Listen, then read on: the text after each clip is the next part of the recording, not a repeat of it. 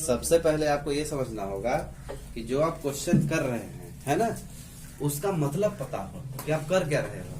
कभी कभी ऐसा होता है कि पता ही नहीं चलता है कि हम जो क्वेश्चन किए हैं वो यही था, और पेपर में बाद में पता चलता है कि हम छोड़ दिए क्वेश्चन। तो इसको कई नाम से जानते हैं, ठीक है। महत्तम समापवर्तक यहाँ लिखा हुआ है, इसको HCF भी कहते हैं, शॉर्टकट में क्या कहते हैं, मस, ठीक है। ये म और ये स, ठीक है। विधि कौन सा है, यूक्लिड विभाजन एक लोरिथ्म, इसको भाग विधि भी कहते हैं, ठीक है। क्योंकि ये जो सवाल बनेगा तो थोड़ा थोड़ा भाग के जैसा दिखेगा आपको, ठीक है। और एक गुणनखंड विधि भी होता है, ठीक है। गुणनखंड विधि बहुत आसान है ना, भाग विधि में थोड़ा सा कंफ्यूजन हो जाता है। तो चलिए इसको भाग विधि से हम समझते हैं, यानी कि यूक्लिड विभाजन एक लोरिथ्म विधि से हम समझते हैं। तो देखिए यहाँ पहले आपको ये समझना पड़ेगा कि कौन बड़ा है और कौन छोटा है। जो छोटा रहेगा उसको आप बाहर रखिएगा, जो बड़ा रहेगा उसको क्या रखेंगे, अब भाग आपको लगाना है, क्योंकि बताया कि इसको भाग विधि भी कहते हैं। तो ध्यान से देखेंगे तो 135 का जब 2 से गुणा करेंगे तो 250 के ऊपर लगभग चला जाएगा, है ना। तो ज्यादा हो रहा है, इसलिए हम कितने बार में लगाएंगे, एक बार में। अंदाजा हम लगाए कि 2 से यदि इसमें हम गुणा करते हैं तो 250 से ज्यादा हो जाएगा, तो इसलिए हम कितने बार लगाएंगे, एक बार लगाएंगे। 135 हो गया, अब इसका हम माइनस कर देंगे। माइनस जब करेंगे, ठीक है, तो क्या होगा, 0 आएगा। यहाँ कर्जा लेंगे, 12 में से 3 गया, कितना बचेगा, 9, और ये कट गया, ठीक है। अब यहाँ से थोड़ा सा चेंज होगा, क्या चेंज होगा, यहाँ खत्म हो गया ना, अब यहाँ तो है नहीं कुछ, यहाँ कुछ रहता तो उतारते, है नहीं, तो क्या करेंगे, अगला नियम ये कहता है कि जो ये है ना वो यहाँ चला आएगा। कहाँ चला आएगा, यहाँ चला आएगा।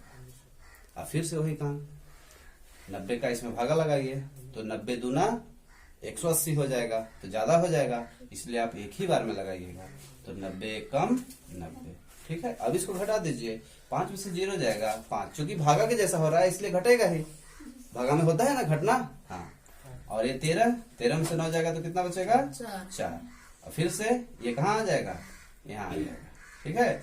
तो आपको पैटर्न समझना है, ये ना इधर आता है यहाँ पास, ठीक है, ये कहाँ आता है, यहाँ पास आता है, ठीक है। पैटर्न थोड़ा सा आपको समझना पड़ेगा, यहाँ आएगा, यहाँ आएगा, ऐसे आता जाएगा, ठीक है।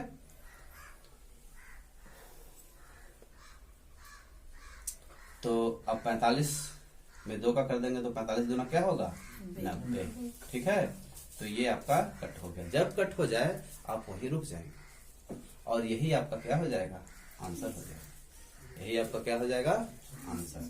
तो 135 और 225 का महत्तम समापवर्तक यूक्लिड विभाजन एक लोरिथ्म विधि से कितना आया, 45 आया। ये हो गया आपका आंसर। चूंकि यहाँ से क्वेश्चन 2 नंबर का ही पूछ रहा है और एक ही ठो इस पार्ट से क्वेश्चन पूछ रहा है, इसलिए इसमें और ज्यादा करने की जरूरत नहीं है। इसमें और एक स्टेप होता है जो समझाना होता है कि ये कैसे कैसे आ रहा है ना, तो उसको कोई खास करने की जरूरत नहीं है, आपका इतना काफी है। उसके बाद सेकंड नंबर क्या है, ये कौन सा नंबर था, ये आपका फर्स्ट नंबर था, किसका, 1 का, ये 1 नंबर था। अब सेकंड नंबर थोड़ा सा देख लीजिए। सेकंड नंबर क्या कह रहा है क्वेश्चन, पहला नंबर है आपका 196 और 38220, 196 38220, ठीक है। तो थोड़ा देखने में कठिन लग रहा है ना। यदि इसका 2 बार हम करेंगे तो कितना आ जाएगा, ये लगभग 400 के आसपास पहुंचेगा, थोड़ा बहुत कम रहेगा, ठीक है। तो हम कितने से कर देते हैं, 1 से ही कर देते हैं, कितने से, 1 से, 196, ठीक है। फिर घटाइए, कर्जा लीजिएगा, 12 में से 6 गया 6, यही नहीं बन रहा था ना, हाँ। ये हो गया आपका 7, यहाँ कर्जा लिया, 17 में से 9 जाएगा, कितना बच जाएगा, 8 ही बचेगा ना। और यहाँ क्या रहेगा, ये इसको कर्जा दिया 2 में से 1 गया 1। जब आप भागा देते हो इस तरह से कहीं भी और आपको कंफ्यूजन हो कि हम गलत जा रहे हैं कि सही, तो जैसे ही घटाओ और इससे कम रहे तो समझ लो कि सही जा रहे हो। यदि 196 से यहाँ ज्यादा होता तो समझ लीजिए कि एक बार में नहीं जाता, कितने बार में जाता, 2 बार में जाता। ठीक है, तो आप सही जा रहे हैं। ठीक है, अब क्या है अगला स्टेप, अभी तो संख्या खत्म ही नहीं हुई है, तो उसको हम क्या करेंगे, उतारेंगे। क्या कर लेंगे, उतार लेंगे। अब ये आ गया 1862, यानी काफी ज्यादा है, तो इसका पहाड़ा भी हम काफी ज्यादा बार पढ़ेंगे। पहाड़ा हमको आता नहीं है तो हम क्या करेंगे, गुणा करेंगे। देखिए इधर हम रफ्तार कर लेते हैं, लगभग 9 का करके देखते हैं, है ना, क्योंकि काफी ज्यादा बड़ा है। तो 9 का करके देखिए, 9 छक 54, 5 9 9 81 और 5 कितना हो जाएगा, 86। यहाँ 8, 9 में 8 जोड़ देंगे तो क्या हो जाएगा, 8 8 16 और 1 17, यानी कि 17 64। कितना आया, कितने बार में, 9 बार। अब घटेगा 12 में से 4 जगह कितना बचेगा, 8, है ना। ये कर्जा लेंगे तो 15 में से 6 जगह कितना बचेगा, 9, और एक कर्जा दे दिया थे तो खत्म हो गया। ठीक है, अभी भी ऊपर से आना बाकी है, तो जब तक ऊपर का खत्म नहीं होगा ये यहाँ वापिस नहीं आ सकता। जैसे यहाँ हम स्टेप यहाँ दिखाए थे ना कि यहाँ वाला यहाँ आता है, तो खत्म कर लेंगे पहले इसका, तब ना वो स्टेप लगाएंगे।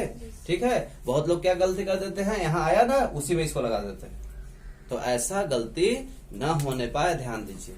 पहले भागा का नियम समझिए कि भागा का नियम क्या है, जब तक ये आखिरी संख्या तक नहीं खत्म हो जाता, जब तक भागा खत्म नहीं माना जाएगा। तो यहाँ ये आखिरी संख्या खत्म हो गया तब ये यहाँ उठ के आया है, तो ये हो गया महत्तम समापवर्तक। यही भागा और महत्तम में फर्क है।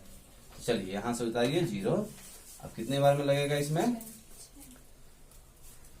5 बार में। अब 6 बार में क्यों नहीं हम लगाए, क्योंकि 6 छक 36 होता है, इकाई पे क्या आएगा, 6 आएगा, और यहाँ 6 पंचे 30 होता है, इकाई पे क्या आएगा, 0, यानी कि हमारा सही जा रहा है। शायद सही हो जाए, 6 पंचे 30 हासिल 3, 5 9 45 और 3 48 हासिल 4, 5 4 9, बिल्कुल सही गया। ठीक है, खत्म हो गया कितने बार में, 5 बार में। अब ये 0 किसके वजह से आया, इसके वजह से ना, इसी से ना हो गया, कट गया, तो यही आपका आंसर माना जाएगा। याद रखिए ये आंसर नहीं होता है, ये भागा जब देते हैं तब भागा का आंसर होता है। ये हम क्या कर रहे हैं, महत्तम समापवर्तक कर रहे हैं, तो महत्तम समापवर्तक में आंसर किधर का होता है, इधर का होता है, हमेशा ध्यान रखें। ठीक है, इसको आप जब 4-5 क्वेश्चन और करेंगे तो आपकी प्रैक्टिस हो जाएगी। ठीक है, 4-5 क्वेश्चन नहीं करने का टाइम है, क्योंकि टाइम बहुत कम है, तो आप क्या करिए, इसी को 2-3 बार कर लीजिए, और उसमें ध्यान रखें कि याद ना कर लें। 2-3 बार करने में आंसर भी याद हो जाता है। तो इसको कैसे आप करें, अभी करें, फिर थोड़ा देर के बाद करें, फिर थोड़ा देर के बाद करें, तो उसमें याद नहीं होगा। जैसे आज कर लिए ना, फिर कल कर लो, फिर परसों कर लो, इस तरीके से। और जिनका पका पकाया है तो फिर कोई दिक्कत ही नहीं है।